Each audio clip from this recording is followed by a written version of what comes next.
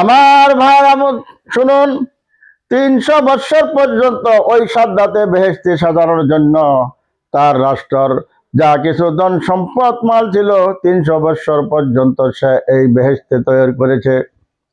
বেহেশতির গাছগুলি হীরা মানি মুক্তার দ্বারা সাজাইছে, বেহেশতির দেওয়ালগুলি হীরা মানিক জমরুদ মুক্তার দ্বারা সাজাইছে। বেহেশতির গাছগুলি এমন সুন্দর করে হীরা মানিক দিয়ে সাজাইছে যে তার পাশে দিয়ে গেলে যত ধরনের ফুল আছে ফল আছে সমস্তর ভিতর থেকে সুঘ্রাণ আসতে থাকে। শর্টকাট করে বলতেছি, সাদ্দাত যখন শুনল যে তার বেহেশতি সম্পূর্ণ হয়ে গেছে, বেহেশতি তার কমপ্লিট হয়ে গিয়েছে, তার সেনাপতিরা বলছে, সাদ্দাতে বলল, হ্যাঁ সেনাপতিরা আমার সঙ্গে চলো, আমার বেহেশতিরা কি এমন বানাইছে আমি দেখি। সাদ্দাত 300 বছর পরে যেদিন যাওয়া আরম্ভ করলো, সাদ্দাতে বেহেশতি দেখবে এই মুহূর্তে টাইমে ওই বুড়ি বেটির দোয়া যে কবুল হয়ে গিয়েছিল, সাদ্দাতে মাত্র তার বেহেশতের সিঁড়ির মধ্যে এক পা উঠাইছে, উঠানির সঙ্গে সঙ্গে তার কাছে হযরতে আজরাইল আলাইহিস সালাতু ওয়াস সালাম আসিয়া বলছে, সাদ্দাত রে, তুমি আল্লাহর সঙ্গে টেম্পারি করে তকব্বুরি করে তুমি বেহেশতি বানায়ছো, কিন্তু বেহেশতি দেখার ভাগ্য তোমার নসিবে হবে না।